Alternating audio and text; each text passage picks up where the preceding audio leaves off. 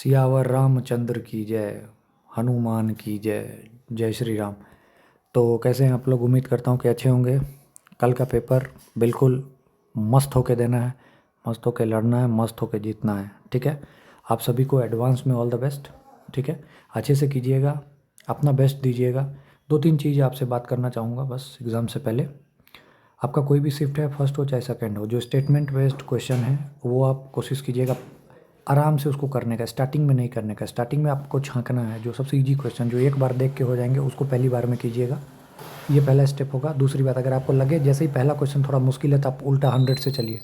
ठीक है, पहला 5 मिनट खर्च करना है आपको, सारा पेपर देखना है। पहले 5 मिनट में कलम नहीं चलाना है, पहले 5 मिनट में एक बार पेपर एनालिसिस करना है। ठीक है, तो उसमें आपको दिख जाएगा कि कहाँ क्या है। जैसे रोड पे चलते हैं तो कैसे को दिख जाता है कहाँ बढ़िया चीज़ है, कहाँ बेकार चीज़ है, कहाँ पे कंसंट्रेट करना है। ठीक है, तो वैसे ही एक बार पेपर पे कंसंट्रेट करना है। ठीक है, कहाँ क्या क्या है एक बार उसमें से घूम गए, पता चल गया।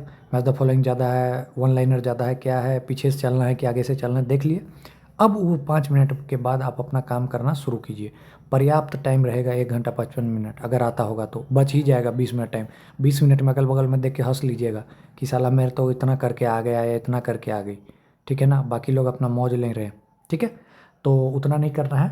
आपको ज़्यादा टेंशन नहीं लेना है, ज़्यादा स्ट्रेस नहीं लेना है, बिल्कुल मस्त होकर रहना है। तीन चार चीज़ पे अब जो काम की बात है वो सुनिए। अगर स्टेटमेंट वाले क्वेश्चन आ रहे हैं ए और बी वाले, ठीक है, अगर आपको कुछ समझ में नहीं आ रहा है, देखिए ये डिस्क्लेमर ऑन है, 10 में से 7 क्वेश्चन ऐसे में आपके सही जाएंगे। ठीक है, 70% एक्यूरेसी के साथ, क्योंकि जो पेपर देखा है और ईएसआई वाला पेपर देखा, सबके एनालिसिस देख के बता रहा हूँ। 10 में से 7 क्वेश्चन सही जाएगा, किस्मत अच्छा होगा। तो आपको क्या करना है, both A and B are correct and A is the correct explanation of B. अगर आपने रिस्क ही लेना है तो आप ये वाला रिस्क लीजिएगा। ठीक है, छोड़ने से अच्छा रहेगा ये रिस्क, नेगेटिव बहुत कम है। ठीक है, मैच द फॉलोइंग में कोशिश कीजिएगा, एक भी अगर आ रहा है तो एक भी आ रहा होगा तो 2 ऑप्शन कट गया, फिर 50-50 है। तो फिर आप जो हिसाब से अपने हिसाब से देख के उसको कर सकते हैं। तो एक ट्रिक ये हो गया। तीसरी बात, वन लाइनर क्वेश्चन है, कई बार 2 बार क्वेश्चन को पढ़िएगा, 2 से 3 बार स्टेटमेंट को, आपको ऑटोमेटिक पता चल जाएगा। जैसे क्वेश्चन आएगा ना, विच of the following is not, not वाला और इकोनॉमिक्स से रिलेटेड रहेगा या बायोलॉजी से रिलेटेड रहेगा या फिर ज्योग्राफी से रिलेटेड रहेगा। मैं फिजिक्स और केमिस्ट्री को अभी नहीं जोड़ रहा हूँ, उसमें भी काम करेगा, लेकिन इन सब में 100% काम करता है।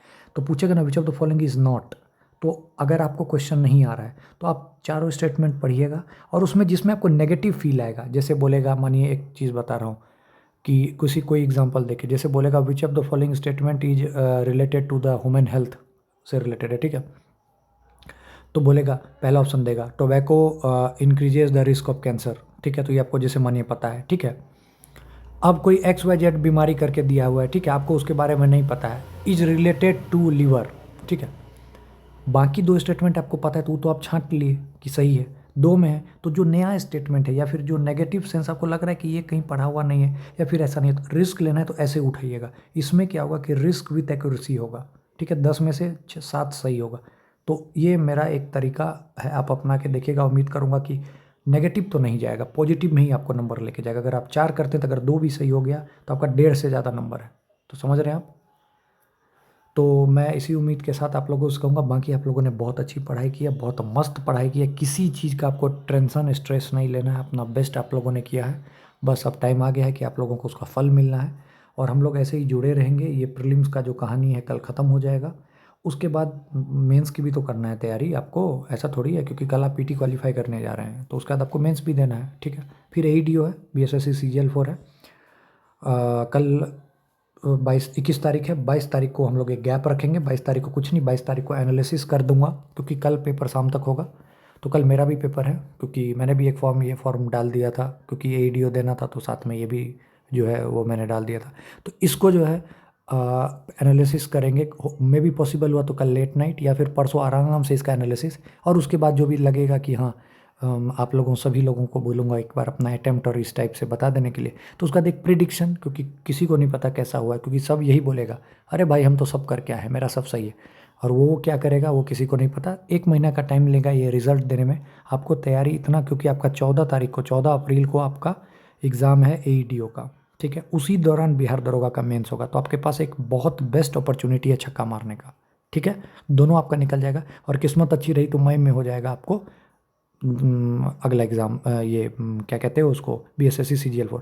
तो अभी ये सब बात नहीं करना है, बट इतना याद रखिएगा कि 23 तारीख को एक स्ट्रैटेजी लेके आएंगे कैसे फॉलो करना है, और 1 महीने के अंदर में पूरा सिलेबस को जो मेजर है history, polity, geography, economics, current affairs, इन सबको कैसे AEDO के लिए अच्छे से ख़त्म करना है। ठीक है, भरोसा रखिएगा, सबको बिल्कुल हमने लड़ा है तो हम जीतेंगे। ठीक है, सभी को ऑल द बेस्ट, और बिल्कुल पॉजिटिविटी के साथ जाना है और झंडा लहरा के आना है। ठीक है, ऑल द बेस्ट सभी को। डबल स्टार का सपना कल एक स्टेप पूरा होने जा रहा है। ठीक है, सभी को all the best, thank you, good night, all the best.